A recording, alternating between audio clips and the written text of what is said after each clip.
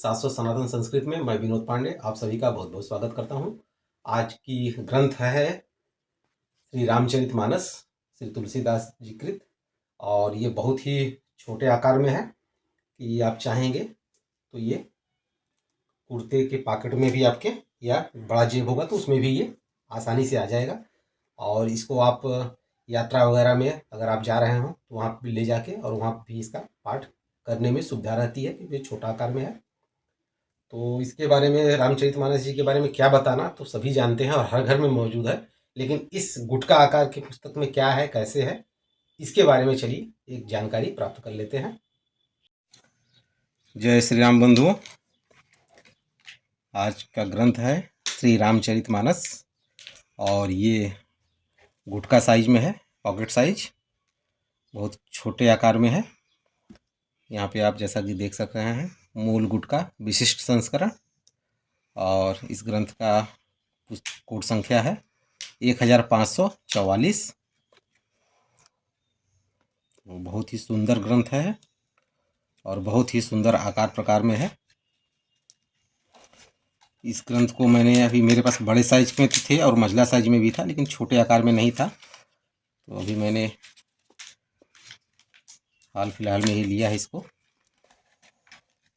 तो जैसा कि आप देख पा रहे हो, ये संवत 2080 31वां पुनर्मुद्रण, और अभी तक का कुल मुद्रण 3,60,000 हो चुका है और अभी वर्तमान मूल्य 80 रुपये है। ये बताने की आवश्यकता तो नहीं है कि गीता प्रेस गोरखपुर से ही प्रकाशित है, ये साफ साफ दिख रहा है।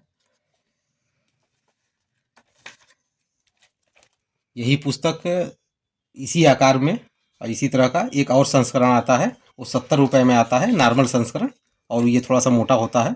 वो अभी मेरे पास नहीं है, उसे भी मैंने मंगवाया है। जैसे ही आ जाता है तो उस पर भी मैं एक चलचित्र आपके सामने ले आऊँगा।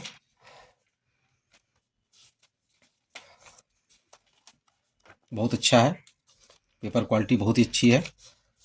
पतला है लेकिन पेपर क्वालिटी अच्छा है, छपाई भी अच्छा है। और इसमें कुल पृष्ठ है 672। जैसा कि श्री रामचरितमानस बताने की आवश्यकता नहीं है, हर एक हिंदू घर में ये पुस्तक होता ही है। यहाँ पे चित्र भी दिए गए हैं, श्री गोस्वामी तुलसीदास जी महाराज, बहुत ही सुंदर। मनु शतरूपा पर कृपा, श्री राम प्रभु और माता जानकी की पादुका दान। ये जब वन में श्री राम जी जा रहे हैं तो भरत जी उन्हें लेने आए हैं, तो श्री राम जी वापस ना आके अपना चरण पादुका देते हैं भरत जी, उसे ही लेके और सिंहासन पे रख के राजकाज चलाते हैं। उसका एक सुंदर चित्रण है। यहाँ जटायु की स्तुति, फिर हनुमान जी की प्रार्थना, जब हनुमान जी मिलते हैं वन में। भूधराकार हनुमान जी का भयंकर और बड़ा रूप। पुष्पक विमान पर जब श्री राम जी युद्ध विजय के बाद अयोध्या लौटते हैं तो पुष्पक विमान पे वापस आते हैं, तो उसका एक सुंदर चित्रण। और यहाँ श्री राम जी का राज्याभिषेक हो रहा है, जैसा कि आप देख रहे हैं। विभीषण जी, हनुमान जी, जामवंत जी, सुग्रीव जी और लक्ष्मण जी, शत्रुघ्न जी, भरत जी, सभी लोग यहाँ पे विराजमान हैं माता जानकी के साथ। और ये एक नम्र निवेदन में छोटा सा है, इसको चलिए देख लिया जाए क्या लिखा हुआ है। पाठक यह जानते ही हैं कि इस गुटके में वही पाठ लिया गया है जो कल्याण के मानसांक यानी मानस अंक में छपा था। पूज्यपाद श्री गोस्वामी जी के हाथ की लिखी हुई कोई पूरी प्रामाणिक प्रति प्रयास करने पर भी न मिलने के कारण हम लोग शुद्ध पाठ का दावा तो नहीं कर सकते, परंतु इतना अवश्य कहा जा सकता है कि जो कुछ पुरानी से पुरानी सामग्री हमें प्राप्त हो सकी उसका अपनी समझ के अनुसार ईमानदारी से उपयोग किया गया है। बालकांड की प्रति सबसे पुरानी श्री अयोध्या जी के श्रावण कुंज की है, जो संवत 1661 की लिखी है। अयोध्या कांड की प्रति भी राजापुर की है, जो श्री गोस्वामी जी के हाथ की लिखी बतलाई जाती है। और सुंदर कांड की एक प्रति अवध प्रांत के दुलही नामक स्थान में मिली थी, जो संवत 1672 की लिखी है। ये तीनों कांड श्री गोस्वामी जी के समय के लिखे हैं। इनके सिवा शेष कांड उनके समय के नहीं मिल सके, इसलिए बालकांड, अयोध्याकांड और सुंदरकांड पाठ तो प्रायः उपयुक्त प्रतियों से लिया गया है तथा शेष कांडों का पाठ श्री भागवत दास जी के प्रति से लिया गया है, जो उपलब्ध प्रतियों में सबसे अधिक विश्वसनीय तथा प्रामाणिक मानी जाती है। यहाँ पे विषय सूची दी गई है, श्री रामचरितमानस की संक्षिप्त विषय सूची, जैसा कि यहाँ पे बालकांड, अयोध्याकांड, अरण्यकांड, किष्किंधाकांड, सुंदरकांड, लंकाकांड और अंत में उत्तरकांड ये दिया गया है। पृष्ठों की संख्या इधर दी है, किस पृष्ठ पे क्या चीज़ है। और फिर यहाँ पे एक चित्र दिया गया है, यहाँ पे ध्यान है श्री रामचंद्र भगवान जी का, और फिर भगवान श्री जानकीनाथ जी का आरती। अब यहाँ पे पारायण विधि दिया गया है कि श्री रामचरितमानस को पाठ शुरू करने पे एक संक्षिप्त पारायण विधि दी गई है। यहाँ पे जैसे कि आवाहन मंत्र है,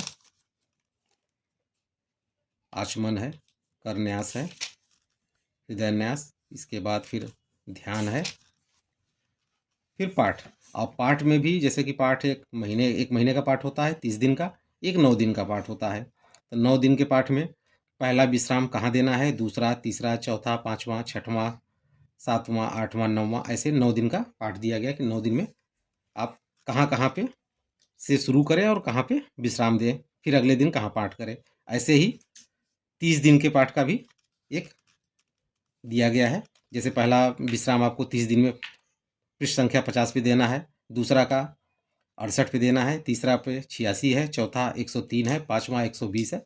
इस तरह से पूरा बताया गया है। फिर यहाँ पे श्री रामायण जी की आरती भी दे दी गई है। और जैसा कि हर रामचरितमानस में श्री राम सलाह का प्रश्नावली होता है। ये प्रश्नावली आप लोग उपयोग करते हैं कि नहीं करते हैं, कमेंट कर में बताएं कमेंट में। और इसको तो मैंने बहुत बार किया हुआ है, इससे प्रश्नों के उत्तर लिए हैं और बहुत शुद्ध और सही उत्तर इससे प्राप्त होते हैं। बस आपकी श्रद्धा भावना पूर्ण होनी चाहिए।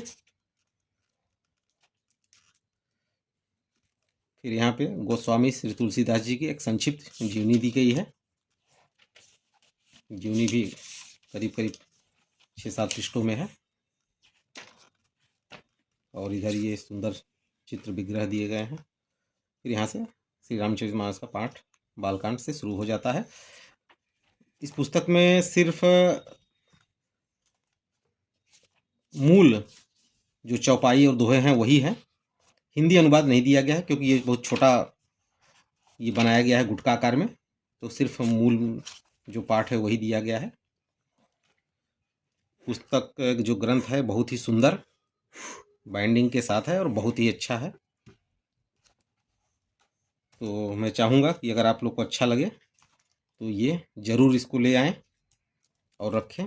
बड़ा वाला तो ग्रंथ होगा ही सबके यहाँ, लेकिन ये छोटा वाला भी रखें। कहीं आप यात्रा में हैं तो बड़ा वाला थोड़ा सा सुविधा होता है, तो ये छोटा वाला आप ज़रूर लेके जा सकते हैं। और वहाँ पे भी अगर आप श्री रामचरितमानस का पाठ, जैसे बहुत से लोग हैं कि प्रतिदिन कुछ ना कुछ करते हैं, तो उनके लिए तो ये बहुत उत्तम है। इसी के साथ इस चलचित्र को विराम देते हैं। अगले चलचित्र में एक नए ग्रंथ के साथ प्रस्तुत होऊंगा। तब तक के लिए आप सभी का बहुत बहुत धन्यवाद।